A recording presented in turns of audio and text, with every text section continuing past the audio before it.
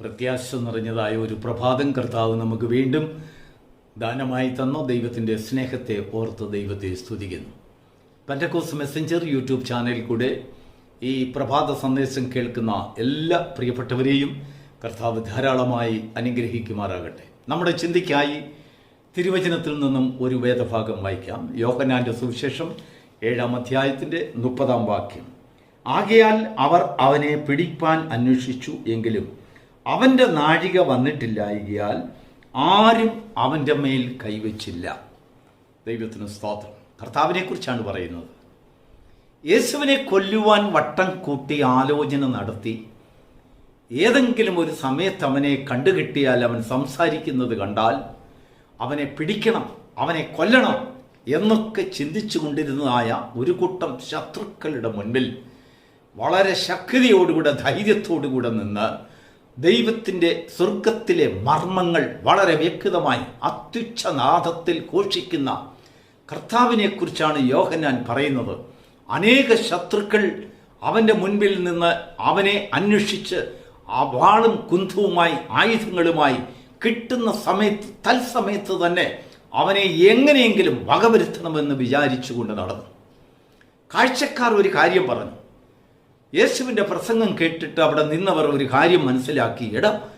ഇവനെ അന്വേഷിച്ചാണല്ലോ ഒരു കൂട്ടം ജനങ്ങൾ, യഹൂദന്മാരും പള്ളിപ്രമാണികളും കൂടിയാലോചനകൾ നടത്തുന്നതും ഇവനെ പിടിച്ച് കൊല്ലണമെന്ന് വിചാരിച്ചല്ലേ നടക്കുന്നത്. ഇവരെ അന്വേഷിച്ചല്ലേ അവർ വട്ടം കൂടി നടക്കുന്നതൊക്കെ. ഇതാ അവൻ നമ്മുടെയൊക്കെ മുൻപിൽ നിന്നും കൊണ്ട്, അവരുടെയും മുൻപിൽ നിന്നുകൊണ്ട് പ്രസംഗിക്കുന്നല്ലോ.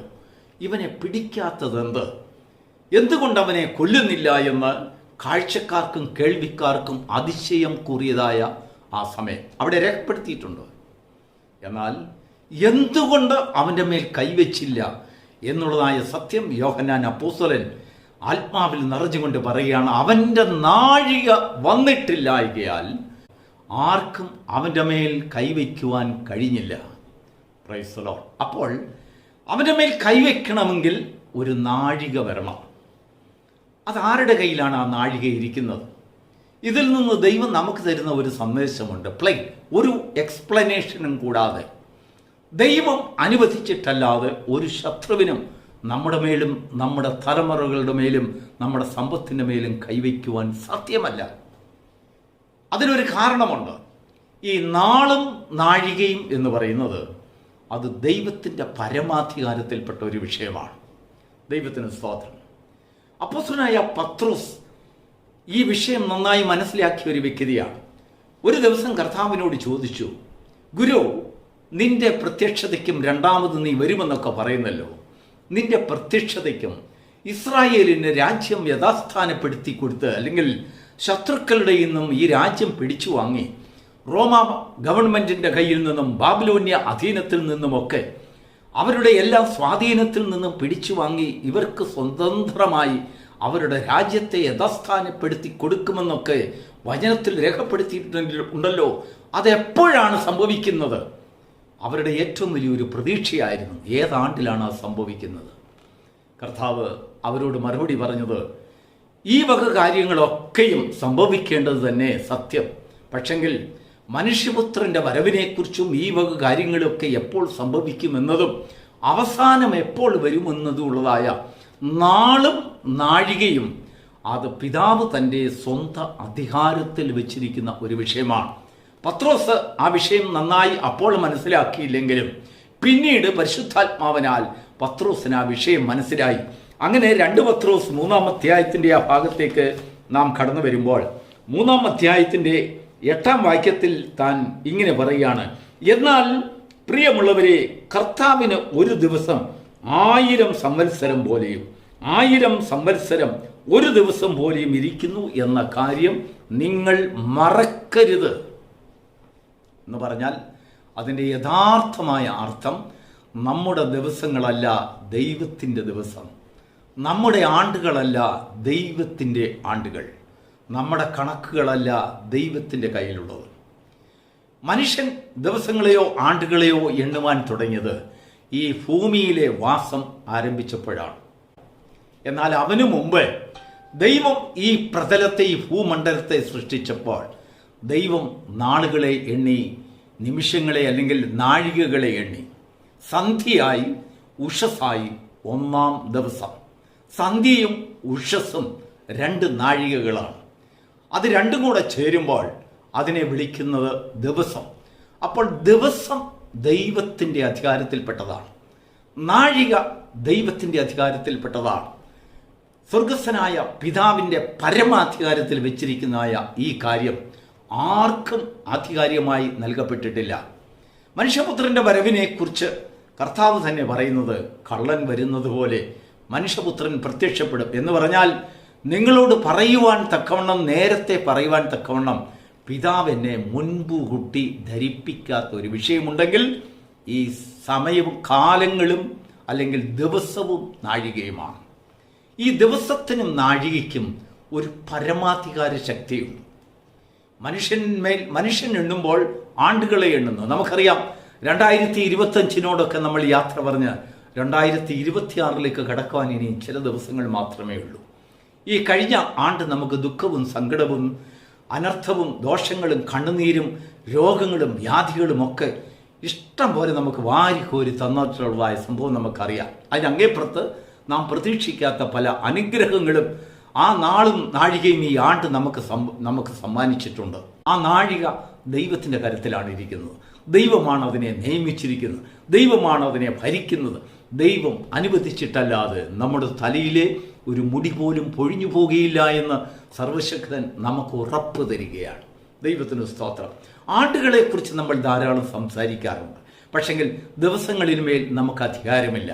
ഒരിക്കൽ കർത്താവ് ഒരു ഉപമ സംസാരിച്ചപ്പോൾ, ധനികനായ ഒരു മനുഷ്യൻ, ഒരു കൃഷിക്കാരനാണ്, ധാരാളം വസ്തുക്കളുള്ളൊരു ഭൂവുടമയാണ്.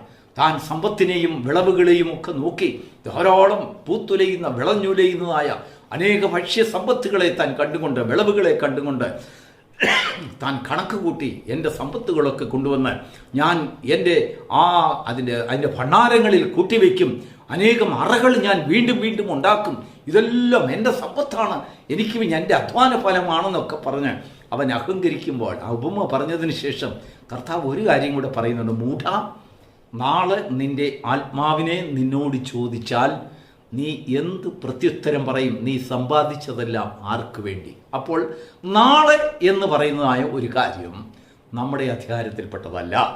ആണ്ടുകളെക്കുറിച്ചല്ല കർത്താവ് പറയുന്നത്, നാളെ എന്നൊരു വിഷയം. നാളെക്കായി നിങ്ങൾ വിചാരപ്പെടരുത്. കാരണം നാളെ എന്ത് സംഭവിക്കുമെന്ന് നിങ്ങൾ അറിയുന്നില്ല. നമ്മുടെ അറിവിനങ്ങേപ്പുറം ദൈവം തൻ്റെ പരമാധികാരത്തിൽ വെച്ചിരിക്കുന്ന ഒരു കാര്യമാണ് നാളെയും നാഴികയും. Praise the Lord. പ്രിയപ്പെട്ട ദൈവത്തിൻ്റെ മക്കളെ, മനുഷ്യൻ ദൈവത്തെ ഭയപ്പെടേണ്ടതിന് നാളിനെക്കുറിച്ചും നാഴികയെക്കുറിച്ചുള്ളതായ അധികാരം മനുഷ്യനെ ദൈവം ഏൽപ്പിച്ചില്ല.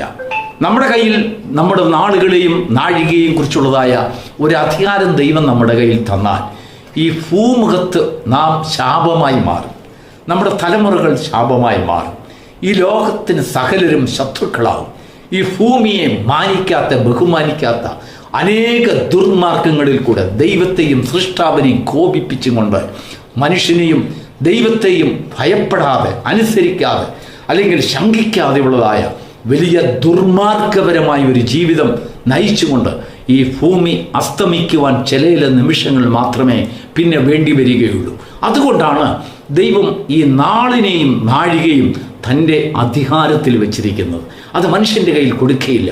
മനുഷ്യൻ ദൈവത്തെ ഭയപ്പെടേണ്ടതിന് ദൈവം വെച്ചിരിക്കുന്ന ഒരു അതിരാണ്. ആ അതിര് കടന്ന് നമുക്ക് മുൻപോട്ട് പോകുവാൻ കഴിയില്ല. നമ്മുടെ നാളിനെക്കുറിച്ച് നമുക്ക് പ്രവചിക്കാൻ കഴിയില്ല. നാളെ നിനക്ക് എന്ത് സംഭവിക്കുമെന്ന് നമുക്ക് ഗ്രഹിക്കാൻ കഴിയില്ല. എന്നാൽ ദൈവം നമുക്ക് തരുന്നതായ ഒരു പ്രത്യാശയുണ്ട്. നാളേക്കായി നിങ്ങൾ വിചാരപ്പെടരുത്. ദൈവത്തിന് സ്തോത്രം. നാളേക്കായി വിചാരപ്പെടരുതെന്ന് പറഞ്ഞ ദൈവം ഒരു വാക്കും കൂടെ നമ്മെ പറഞ്ഞു ധരിപ്പിക്കുകയാണ്. നാളെ എന്ന് പറയുന്നത് നിങ്ങളുടെ കയ്യിലല്ല, എൻ്റെ കയ്യിലാണ് ഇരിക്കുന്നത്. ഞാനാണ് നിങ്ങളുടെ നാളുകളെ നോക്കുന്നത്. നിങ്ങളുടെ പ്രഭാതങ്ങളെയും സന്ധ്യകളെയും ഉഷസ്സുകളെയും ഒക്കെ നിയന്ത്രിക്കുന്നവൻ ഞാനാണ്. അപ്പോൾ എന്നോട് ചോദിച്ച് നിങ്ങളുടെ നാളുകളെക്കുറിച്ചുള്ളതായ ഒരു ജ്ഞാനം നിങ്ങൾ പ്രാപിക്കണം. അതാണ് ദാവീദ് 119 സങ്കീർത്തനത്തിൽ വായിച്ചത്. ഞങ്ങളുടെ നാളുകളെ എണ്ണുവാൻ തക്കവണ്ണം ഞങ്ങൾക്ക് ജ്ഞാനമുള്ളൊരു ഹൃദയം തെരുമാറാകണമേ. നാളുകൾ കർത്താവിൻ്റേതാണെന്നുള്ളതായ ഒരു സമർപ്പണ ബോധമാണ് ഈ പ്രഭാതത്തിൽ ദൈവം നമ്മിൽ നിന്നും പ്രതീക്ഷിക്കുന്നത് നമ്മുടെ നാടുകളെക്കുറിച്ചുള്ളതായ ഒരു സ്വാതന്ത്ര്യമല്ല, നമ്മുടെ നാളുകളെക്കുറിച്ചുള്ളതായ ഒരു സമർപ്പണ ബോധം മനുഷ്യനിൽ കടന്നു വരുമ്പോൾ അത് ദൈവം മുറ്റുമായി അത് ഏറ്റെടുക്കുന്നു. നമുക്ക് വേണ്ടി അവൻ അത് ഭരിച്ചു നടത്തുന്നു. നമ്മുടെ കുഞ്ഞുങ്ങൾക്ക് വേണ്ടി അവൻ ഭരിക്കുന്നു. അവൻ അതിന്മേൽ സ്വാധീനം ചെലുത്തുന്നു. അവൻ പറയാതെ അതിന്മേൽ ആർക്കും ഒന്നും ചെയ്യുവാൻ കഴിയാത്തതായ ഒരു മണ്ഡലം നമുക്കായി സൃഷ്ടിക്കപ്പെട്ടിരിക്കുന്നുവെന്ന് ദൈവത്തിൻ്റെ ആത്മാവ് നമുക്ക് ബോധ്യപ്പെടുത്തി തരും. പത്രോസ് പറയുന്നത്, ഈ കാര്യം നിങ്ങൾ മറക്കരുത്. നിങ്ങളുടെ കണക്കൂട്ടലുകളല്ല ദൈവത്തിൻ്റെ കണക്കൂട്ടലുകൾ.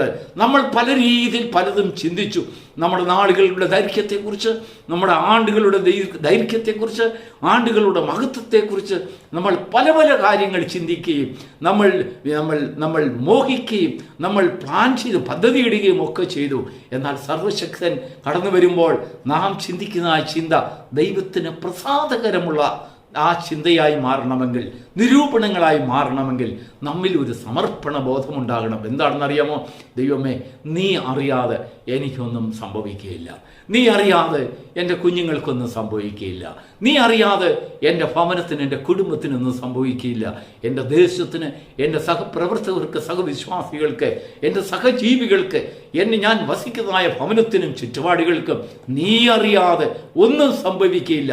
എൻ്റെ ശത്രുക്കൾക്ക് പോലും ഒന്നും സംഭവിക്കുകയില്ല. എൻ്റെ ശത്രുക്കളെ നാളെ മിത്രങ്ങളാക്കി ദൈവം നടത്തുന്ന അധികാരത്തിൽ വെച്ചിരിക്കുന്ന ദിവസങ്ങളെക്കുറിച്ചും നാളുകളെക്കുറിച്ചും അവർക്ക് ബോധ്യമുള്ളവരാക്കി തീർക്കുവാൻ ദൈവസന്നിധിയിൽ യാചന കഴിക്കുന്ന ഒരു മനുഷ്യനെയാണ് ദൈവസന്നിധിയിൽ പ്രസാദകരമുള്ള മനുഷ്യരായി സ്വർഗം കാണുന്നത്. ദൈവത്തിന് സ്തോത്രം. നമ്മളുടെ ഭോഷത്വത്തിൽ പലപ്പോഴും നമ്മൾ ദിവസങ്ങളെയും കാലങ്ങളെയും അധികാരപ്പെടുത്തുവാൻ നമ്മൾ പലപ്പോഴും മോഹിച്ചു, ചിന്തിച്ചു. നമ്മുടെ ആഗ്രഹം അതായിരുന്നു.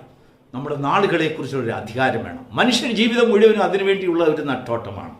എന്നാൽ മനുഷ്യൻ ഇപ്പോഴും ആരംഭം മുതൽ, അവനുണ്ടായ മനുഷ്യ ജീവിതത്തിൻ്റെ ആരംഭം മുതൽ ഇന്ന് വരെയും അവൻ്റെ നാളുകളെക്കുറിച്ച് ഒരു പൂർണ്ണ പ്രാപ്തി പ്രാപിക്കുവാൻ അവനെ കൊണ്ട് സാധിച്ചില്ല. പത്രോസ് അപ്പോസ്തലൻ പറഞ്ഞതായ ആ വാക്കിനെ നമുക്ക് കുറിക്കൊള്ളാം. നിങ്ങൾ മറക്കരുത്, നിങ്ങളുടെ കണക്കുകൂട്ടലുകളല്ല ദൈവത്തിൻ്റെ കണക്കുകൂട്ടലുകൾ, നിങ്ങളുടെ സമയങ്ങളല്ല ദൈവത്തിൻ്റെ സമയം.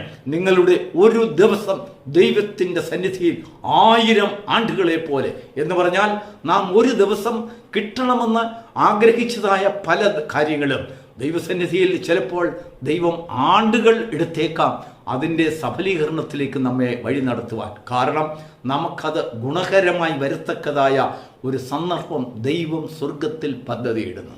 ആ പദ്ധതിക്കായി സമർപ്പിക്കുന്ന ഹൃദയങ്ങൾ ദൈവസന്നിധിയിൽ നിന്ന് അനുഗ്രഹം പ്രാപിക്കും. വീണ്ടും നാം വായിച്ചതായ വേദഭാഗത്തിലേക്ക്, കുറിവാക്യത്തിലേക്ക് നമുക്ക് കടന്നു വരാം. അവൻ്റെ നാഴിക വന്നിട്ടില്ലായകയാൽ ആരും അവൻ്റെ മേൽ കൈവച്ചില്ല. ദൈവം നമുക്കൊരു ദോഷകരമായ പല കാര്യങ്ങളും നമ്മുടെ ജീവിതത്തിൽ സംഭവിച്ചതിനെക്കുറിച്ച് നമുക്കൊരു പരിതാപം ഉണ്ടാകുന്നുണ്ടെങ്കിൽ, ദൈവം ഇങ്ങനെയുള്ള ഒരു നാഴിക എന്താണ് എനിക്ക് അനുവദിച്ചെന്നുള്ളൊരു ചിന്തയുണ്ടെങ്കിൽ, ചില നാളുകൾ, ആണ്ടുകൾ കഴിയുമ്പോൾ മാത്രമേ അതിൻ്റെ മഹത്വം എന്താണ് ദൈവം നമ്മളിൽ കൂടെ ഉദ്ദേശിച്ചതെന്ന് നമുക്ക് തിരിച്ചറിയുവാൻ കഴിയുള്ളൂ. അതാണ് പത്രോസ് അപ്പോസ്തലൻ പറഞ്ഞത്, നമ്മുടെ ഒരു ദിവസം ദൈവത്തിന് പല പല ആണ്ടുകൾ പോലെ ഇരിക്കുന്നു. നമ്മുടെ ഒരു ദിവസത്തിൽ നാം ചിന്തിച്ചതായ ദുഃഖം, അതിൻ്റെ അങ്ങേപ്പുറത്തുള്ളതായ സന്തോഷം, ദൈവം വച്ചിരിക്കുന്നതായ ചില നടത്തിപ്പുകളും അനുഗ്രഹങ്ങളുടെയും ഫലങ്ങൾ ചില ആണ്ടുകൾ കഴിഞ്ഞായിരിക്കാം നമുക്കത് മനസ്സിലാകുന്നത്. നമ്മുടെ ജീവിതത്തിൽ സമർപ്പണ ബോധം ആണ്ടുകളെക്കുറിച്ചും നാളുകളെക്കുറിച്ചും നാഴികകളെക്കുറിച്ചും ദൈവസന്നിധിയിൽ നാം അത് ചെലുത്തുമ്പോൾ, ആ സമർപ്പണം നമ്മുടെ ജീവിതത്തിൽ അത് കൊണ്ടുവരുമ്പോൾ, ദൈവം അത് കണ്ട് തന്നിൽ പ്രസാദമുള്ളവരായി, അല്ലെങ്കിൽ ഒരു ഭക്തൻ്റെ മേൽ പ്രസാദിക്കുന്ന ഒരു അനുഭവം നമ്മുടെ ജീവിതത്തിൽ അനുഭവിച്ചറിയുവാൻ സാധിക്കും. ദൈവത്തിന് സ്തോത്രം. നാളുകളെക്കുറിച്ചും നാഴികകളെക്കുറിച്ചും ദൈവസന്നിധിയിൽ സമർപ്പണ ബോധമുള്ള ഒരു തലമുറയായി തീരുവാൻ തക്കവണ്ണം ഈ പ്രഭാതത്തിലെ വചനം നിങ്ങളെ സഹായിക്കുമാറാകട്ടെ. God bless you.